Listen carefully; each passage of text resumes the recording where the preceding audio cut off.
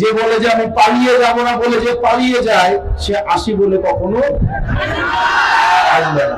চলে গেছে চলে গেছে।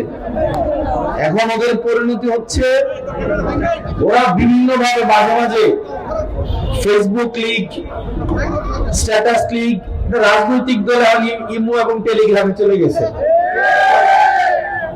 আমাদের প্রজন্মের আপাতত একটা সফলতা এই যে পোলাপান গুলো এখানে বসে আছে, এই যে ছোট ছোট পোলাপান গুলা, এরা অন্তত মৃত্যু পর্যন্ত বলতে পারবে বিশ্বের সবচেয়ে বৃহৎ রাজনৈতিক দল দাবিদারি একটা গ্রুপকে এরা একটা টেলিগ্রাম লিগে পরিণত করতে পারছে।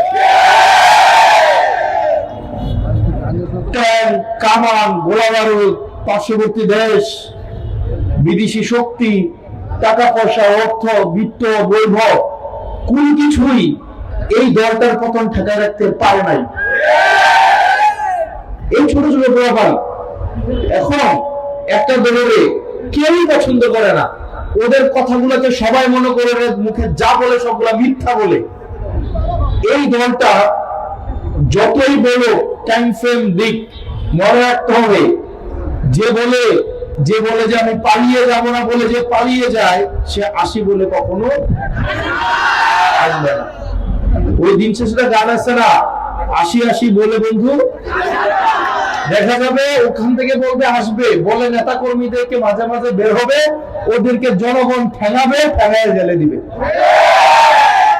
কোনো লাভ নেই।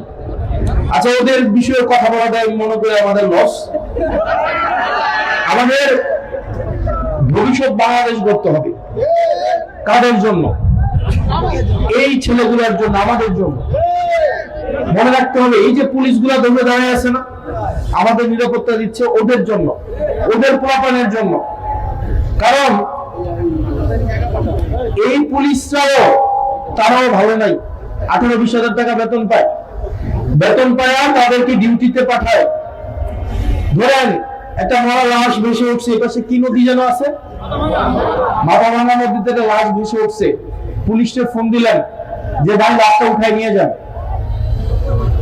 পুলিশ লাশটা উঠাইতে গেল গাড়ি নিয়ে, ওই লাশটা পোস্টমর্টম করাইতে গেল, ওই লাশটার যত আনুষঙ্গিক খরচ, এই খরচ কে দিতে হয় জানেন? পুলিশ তার নিজের পকেট থেকে দিতে হয়। পুলিশের এটার জন্য আলাদা কোনো ফান্ড নাই। পুলিশ যখন তার উপরের কর্মকর্তাকে বলে যে এটার জন্য আমাকে ফান্ড দেন, কারণ আমি মাথাভাঙা নদীতে যাব, ওখান থেকে লাশটা উঠাবো, হসপিটালে নিয়ে যাব, পোস্টমর্টম করাবো, এরপরে বাসায় দিব, এটা কি এমনি এমনি হয়ে যায়? এটা গাড়ি লাগে না? এটা খরচ আছে না? হসপিটাল খরচ আছে না? তখন পুলিশের ঊর্ধ্বতন কর্মকর্তা বলে এটা ম্যানেজ করে নাও। কি করে নাও? ম্যানেজটা কিভাবে করে? তখন আপনার আমার পকেট থেকে কি করতে হয়? ম্যানেজ করতে হয়। আমরা পুলিশের জন্য বাংলাদেশটা পরিবর্তন চাই। এই যে মানুষগুলা, এরা কখন স্কুলে গেলে ওদের কোনো মন্ত্রী ওদেরকে বলবে না আমরা এমন একটা বাংলাদেশ চাই, ওদের কোনো মন্ত্রী বলবে না যে তুমি অমুকের পিছনে রাজনীতি করতে হবে, তুমুকের পিছনে রাজনীতি করতে হবে, বরং আমরা এমন একটা বাংলাদেশ চাই যেখানে এদেরকে বলা হবে, শিক্ষার্থীদেরকে বলা হবে তুমি সমাজের নেতৃত্ব হয়ে উঠবা। অথচ আমাদেরকে কি বলা হয়? তোমরা অমুকের পিছনে রাজনীতি করবা, তুমুকের পিছনে রাজনীতি করবা, অথচ নিজের ছেলে মেয়েদেরকে রাখছে বিদেশে।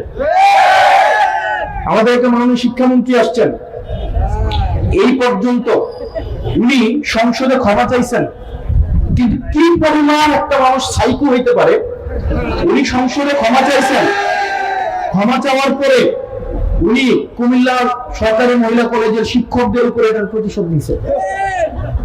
আপনি প্রশাসনের ব্যর্থতা, আপনার নিজের মন্ত্রণালয়ের ব্যর্থতা আপনি কলেজের নিরীহ শিক্ষকদের উপর আপনি চাপিয়ে দিয়েছেন, এবং আপনি আপনার যেই আইনের আপনার ক্ষমতার অপব্যবহার করে আপনি তাদের শিক্ষকদেরকে আপনি পোস্টিং করাই দিয়েছেন। ওই দিন শেষে ডাক্তার এবং শিক্ষক এই দুইটা নিরীহ শ্রেণী আছে, না পারলে গিয়ে ওদেরকে ঘোরা পিটাও, ক্ষমতাহীন শ্রেণী। বিমল সাহেব, আমরা আপনার অতীত জানি, আপনার পরিবারের দুর্নীতি আমরা জানি, মন্ত্রণালয়ে আপনার দুর্নীতিও আমরা জানি। সুতরাং মানুষের প্রত্যাশা নিয়ে আসছেন, এই নিরীহ শিক্ষকদেরকে আপনি যেভাবে আপনার ক্ষমতার অপব্যবহার দেখায়া তাদেরকে আপনি ট্রান্সফার করাইছেন, এবং নিজের দায়িত্বের জন্য বরং আপনার পদত্যাগ করা উচিত। আমরা হতাশ হয়েছি সবাই, এখানে যারা যারা আছে, যে ওনার বিরুদ্ধে বক্তব্য দিলে এখন আমার এলাকার স্কুল কলেজের কাজ বন্ধ করে দিবে, এই পরিমাণ সাইকো। কিন্তু মিলন সাহেব আপনারা যারা আছেন, এটা মনে রাখেন না সিজন একরকম যায়, কাজ বন্ধ করাইছেন করাবেন, ফোন দিয়ে বলে দিবেন আমাকে হেল্প না করতে, কিচ্ছু আসে যায় না। কারণ মানুষ জানে, বাংলাদেশের মানুষ জানে দিন শেষে আমরা তাদের পক্ষে কাজ করবো। ফোন দিয়ে মনে করাই দেন, ফোন দিয়ে বলে দেন যে হাসনাতকে যেন হেল্প না করা হয়। 6 মাস তো চলে গেছে, এবং এই 6 মাসের মধ্যে অনেক অপকর্ম করছেন। যাই হোক, দায়িত্ব আমাদেরকে নিতে হবে, মনে রাখতে হবে আপনার এই সুযোগ আর দেওয়া যাবে না। এখানে তরুণ আপনারা যারা আছেন, আগে কি হইতো, নেতা সুসময়ে দেশে ফিরে আসতো, যেমন এই লাস্ট 1-1.5 বছর অনেকে দেশে নতুন করে ফিরে আসছে, এবং তারা যে ফিরে আসছে সাথে করে তাদের সন্তানদেরকেও নিয়ে আসছে। বাপ এখন এমপি, ছেলে ঠিকাদার প্রতিষ্ঠানের মালিক, আছে না এরকম? বাপরে দায়িত্ব দিচ্ছে আবার আরেকটা, নিজে এমপি, বাপে হচ্ছে ঠিকাদার প্রতিষ্ঠানের মালিক, ছেলেকে দিয়ে দিচ্ছে এক কোম্পানি করে, যেটা নামে আছে কিন্তু কোনো জায়গায় নেই। এটা পারিবারিক গ্রুপ অফ কোম্পানিতে পরিণত করছে।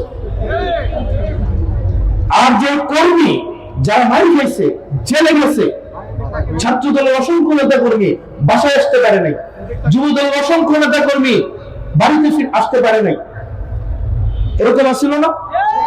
তারা কিন্তু ঠিকই নেতার ছেলে বিদেশ থেকে এসে নেতা হয়েছে, আর ওই যারা স্যাক্রিফাইস করেছে তারা এখন নেতার ছেলের পিছনে রাজনীতি করতে হয়।